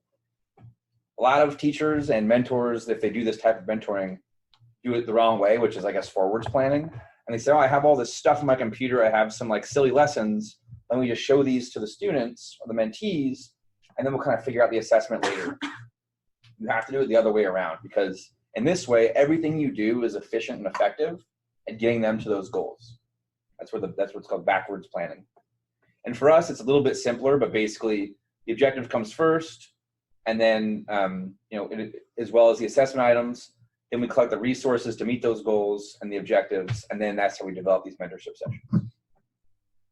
The next piece of the mentoring is leadership, is being an effective executor. And again, we kind of talked about it a little bit already, but using your good judgment to follow through on the plans. And again, using the data is so important. It'll take you like minutes to just briefly look at your mentees, row in that Excel document. And then that will be a snapshot of what they're good and bad at and what you need to focus on. Again, consistency is important. If you're asking them to be consistent, you have to do it yourself. And again, they understand you're busy, you're a physician. And if you have to, reschedule a meeting or whatever, obviously totally fine. Just communicate with them. Show that you're caring and you actually, are invested in what's going on. But also you have to be demanding. It's especially easy, especially when the mentee is going through a lot of stuff, to kind of give them too much slack. You totally can do that. I understand, like here and there, it's natural, but you have to maintain a demanding, maintain yourself as a demanding mentor, because everyone else in their life is going to be doing that. It's going to be kind of letting things slide or not caring. But you, again, maybe the only one who's setting demanding standards for them. And that's so important. And you want to maximize the time and the resources to get them to work hard towards their goals. So you only have an hour a week at the most. You want to maximize that time together. And if there's something in the lesson where you think, oh, this doesn't really apply, especially to your mentee, don't do it.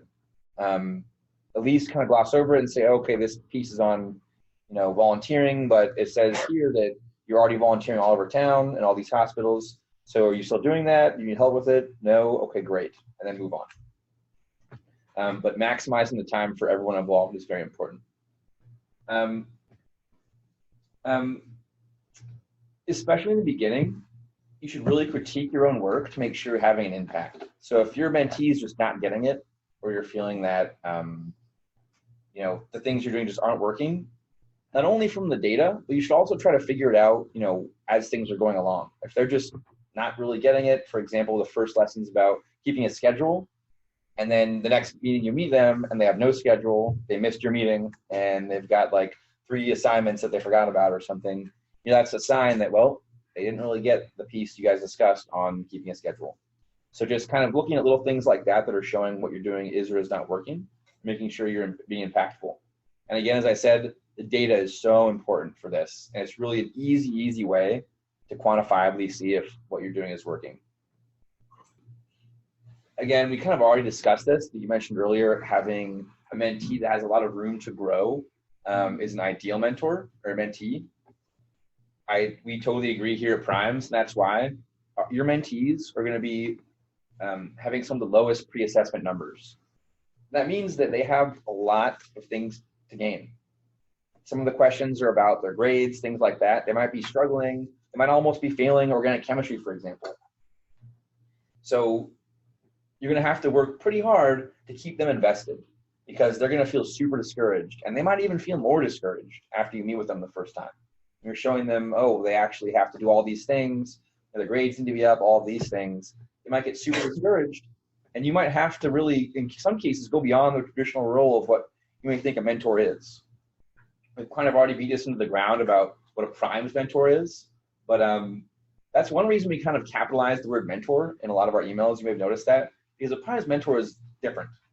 Mentor, lowercase, is just kind of, I'm just like your friend kind of, and I hang out with you once in a while and give you advice about life or whatever. But this is a little bit different. So you're kind of going to go above and beyond. Again, you're not going to be working outside of that 1 hour a week commitment. We know you guys are super busy. But again, going above and beyond the ways we've already discussed are kind of something you'll have to do. And do whatever it takes, again, within reasonable bounds, to make sure that they become the best applicant that they possibly can be for themselves. We're going to talk about what are some challenges and strategies. So, excuse me. There's definitely going to be some barriers that you guys come up with, or come up against with your mentees, especially in the beginning. If anything comes up that you feel is kind of outside of your scope or you need questions about, please let us know as soon as possible. Even if you feel like you're jumping the gun, like I'm not on clinical duties, and I'm used to working like 120 hours a week. So I basically stay on my computer just refreshing my email all day, looking for you guys to like email me and ask me stuff. So please, anything at all, advice, concerns, comments, please let me know. about any of these barriers. The first kind you'll run up against are financial ones. So again, this is basically a no-cost program, but the commuting and the time commitments and stuff can incur secondary costs. This is why we've established the virtual mentoring platform. But are there any other strategies you guys can think of to circumventing financial barriers? We like to avoid any situation where they would encounter these. But just about 2 weeks ago, we found out we got a small grant for Prime, so we're pretty excited. Something you guys should keep in mind is that we are establishing a mentee kind of a hardship fund. So if there's some extenuating circumstance, for example, your mentee literally they can't afford like a transit card to come to one of the group sessions, something like that, and you think it's genuine and legitimate, reach out to the leadership team, and we have funds available for things like that on a case-by-case basis. So please let us know if there's anything that you guys come up against. Ideally, what will happen is you'll kind of establish your relationship as a safe space. It'll take a while. But later on, once they're kind of sharing things about their life with you, if something like that comes up where, a small amount of money where you might even be tempted to say, oh, I'll just buy you a mentor card or something, please don't do that. But reach out to us and let us know, because we do have funds in place for things of that nature. And yes, maybe that will come up after they miss something. Ideally, they'll kind of tell you beforehand, and they're probably going to tell you in private. Just ask them first, say, hey, is it okay if I mention this to the leadership team? They might be able to help you a little bit. Let them know that, of course. But then do so, and we can definitely work with you guys. Again, these, kind of helping with some of these barriers happen early on in the curriculum. Scheduling, again, for all in-person sessions, this should say, they're encouraged to come to Cornell. They're also super busy. And as you kind of mentioned earlier, if they want to meet at a mutually agreed upon location, a lot of times that's not convenient for either party. So in this case, a lot of times just doing a virtual session is probably the best bet. But again, encourage them to come to Cornell as much as possible is ideal. But if they're repeatedly canceling sessions, not able to meet, please let us know as soon as you can. This is probably the biggest thing, because we did the same thing last year in the mentor training. We'd be beg them to please tell us ahead of time. And then I still got an email oh yeah, by the way, I haven't heard of my mentee in 3 months. And it's all right, well, now they're 3 months behind and they probably can't make it up. Kind of screwed now. And then we found out that they had been all these things had happened and it got really complicated. So even little things will not be bothering me. We've even discussed, maybe not in this cycle, but maybe in cycle 3, having an automatic text messaging service. Just ask you hello, please press 1 if you met with your mentee this week, press 0 if you do not meet with your mentee this week. That's a little extreme. We may end up doing it anyway, but just please let us know, because we do not want them to fall off. You don't have to do anything.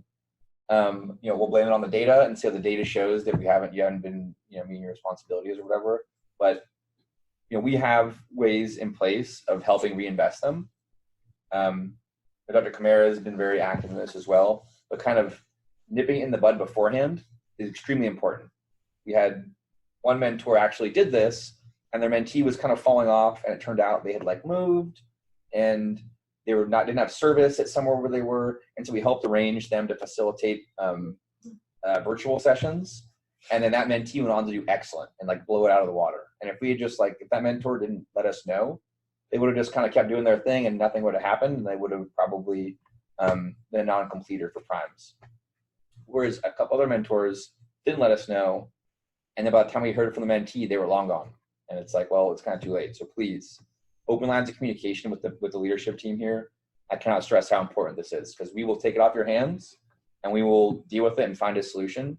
With you obviously involved, we're not going to go over your head and do anything crazy, but we are very invested here, making sure that all the Primes mentees, once they're in, we take care of them and we make sure they get everything they need.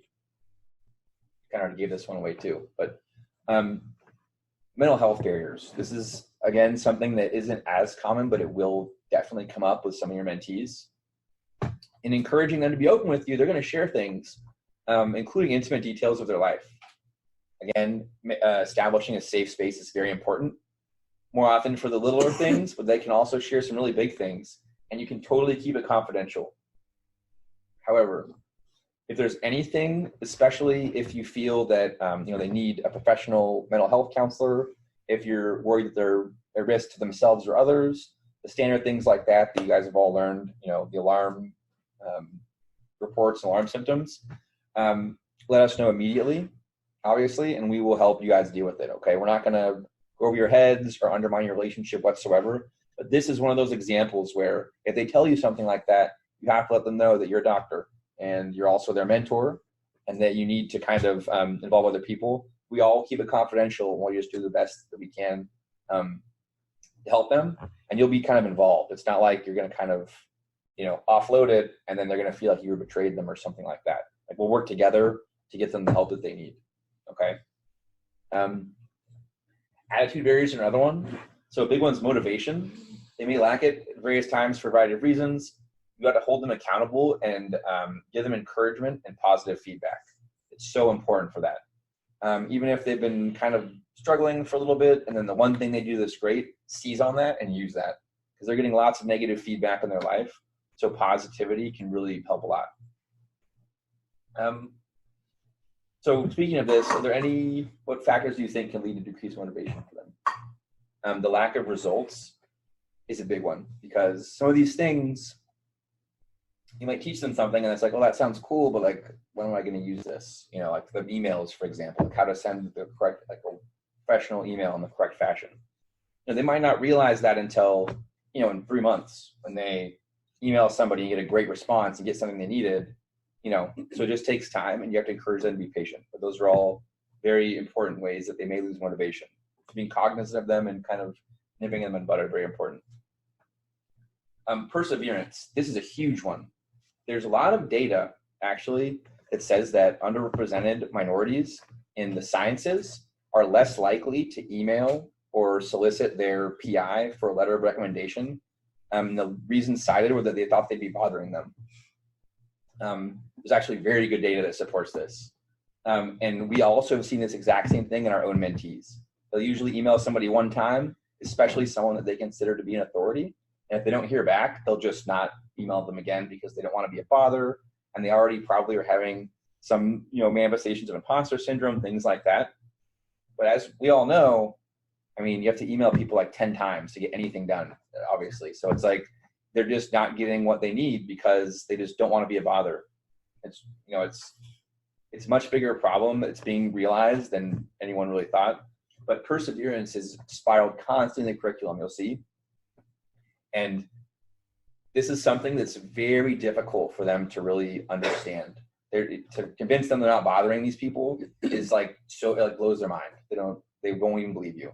But you have to keep hitting this one on the head, because this will be a barrier that keeps coming up. And then, in 6 months, you're like, okay, what about the research, volunteer position you were going to get? It's like, oh, well, I emailed them twice and they didn't hear back yet. And it's like, it's naturally ingrained. They don't want to bother them. So perseverance is extremely important. Again, with your verbal reinforcement as well as showing them, excuse me, if they're not, for example, filling in their unit survey or their assessment, or they're not doing something you had established they were going to do, you can bug the crap out of them too. And then when you meet with them later, it's like, oh yeah, remember I emailed you 10 times for this? Hopefully you don't have to, but that's what you need to do to, this PI you're trying to get a job with or whatever. Obviously within the bounds of reason, but again, you can use your acumen to kind of teach them that. And especially in the beginning, constant contact and reminders may be necessary, but hopefully by the end, you don't need to do this anymore. And most of our mentees have shown that they, by the end, really, are doing a lot better with that. We've heard from our mentors. And priorities, this is something that, ultimately, they've already expressed that they're extremely interested and invested in going to med school, but they may have, flagging priorities sometimes or changing priorities. If they decide that they want to do like a PhD program or PA school or something, let us know, but that's also okay. We did have one mentee last year that for a while changed his mind and wanted to do a PhD program. We kept him in, by the end, he said he would do an MD PhD program. But again, changing priorities are one thing, like ultimate priorities, but working hard to achieve their goals, those priorities are ones that shouldn't change, and you should really keep investing them in those things. And sharing your own experience may be helpful. I know all of you guys, as have I, have had times when just like it just doesn't seem worth it anymore, or you're just priorities seem to kind of be all not aligned anymore. So sharing how you may have overcome that can be really important. And again, if there's any time, I'll say this one last time, if you feel that it's unsalvageable or insurmountable, there's any problems or anything like that, please let us know. You cannot contact us too much, I promise you. The converse has always been true. So just please, please, please bother us incessantly. Even before something even becomes an issue, if you anticipate it becoming an issue, please let us know. Lastly, there's some family barriers that may come up. Again, we reach out to families and let them know. But if you find that there are family barriers coming up, this is another time where you should just involve us to help navigate the situations. You guys are super busy. We're not going to have you guys, reaching out to these families that you've never met before and things like that. That's like a lot to ask. You can totally be involved, but we have systems and structures in place to help deal with those situations. So you don't really need to do it. This is another big one that is important to talk about. So we are being screened in because of their low readiness scores as mentees. And this, in some cases, are due to life experiences, and those may be foreign to you. So especially if you're from a different background as your mentee. So they might come to you, especially in the beginning, and unload all this stuff, and it's like nothing you've ever experienced or even thought of before. We have a lot of mentees, many of them actually, that are first-generation refugees from like war-torn nations and stuff like that. And if you've come from that, that's a fantastic opportunity to share that with your mentee. But most likely you haven't, and that might be something you never even dreamed of even meeting someone that had done that. And now this is a mentee you're trying to, shepherd through this difficult time in their life. So it can be challenging. And again, there's no easy answer for that. Some of those other things we talked about, for establishing credibility will become important. But, showing empathy, the same way you do with a patient that might have, a disease or something that you don't have, showing empathy with their situation can really, really help. And they'll understand that. They're going to understand that, okay, like I'm a refugee, but maybe my mentor isn't. They will know that, and that will be okay. You have to be empathetic. And a lot of these challenging life experiences, one thing you'll realize is that these are things the med schools want to hear about. It's part of what's called the distance traveled. And one constant message we'll be telling the mentees is that, when they are interviewing for a position like as in a medical school or in a research lab, they're kind of conditioned to hide those things about themselves. They're going to be thinking, oh, wow, this like really fancy, rich, old white doctor guy is definitely not a refugee. I cannot let him know this about me. They'll have to keep it a secret. When really, it's the opposite of that. They want that. They're, especially in this day and age, someone that's come from that background has a wealth of experience and knowledge to share with their future patient population.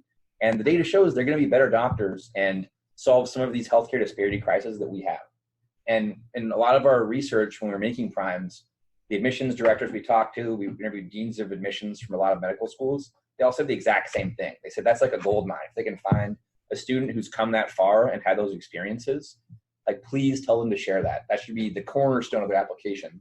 And all of our mentees have said, they've literally told us, I would never share that with anybody. That's like, I don't think they would want to know. That would hurt my candidacy. So if they're sharing these things with you, yes, it can be very challenging and can be a barrier. So first show empathy, but then teach them to use that to their advantage. That may be the thing that gets them into medical school more than anything else.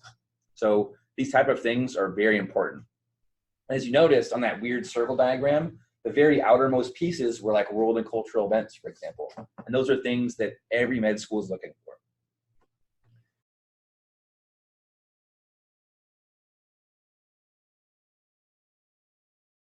Great. So in closing, remember, backwards planning is, I know it was only a brief piece of what we talked about, that's very important. it will also help you realize, what the data looks like. And if they're really not getting the scores you want, keeping in mind that you really need to be working towards those goals the whole time. Being relentless.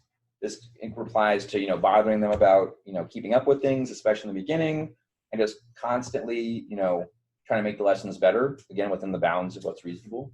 Ask for help, please. I don't understand why a lot of the mentors, not a lot of them, but some of them just didn't reach out more often. We're totally here. Like, this is our job. We're here to help you guys. No problem is too small or concern is not valid. Lead by example. You are the ultimate picture of what they want to be and what they want to do. And so every little thing you do, they're looking at. So you always got to be leading by example. And you guys are so awesome. Thank you so much for doing this. I promise you this will be a very worthwhile experience for both you and your mentees. If you guys have any questions or anything like that, let me know. You have my email and I think my cell phone. But next steps, we're going to plan the kickoff for a couple, 2 to 3 weeks. I'll let you guys know. And then we'll let you guys go off and running. Thanks again for coming.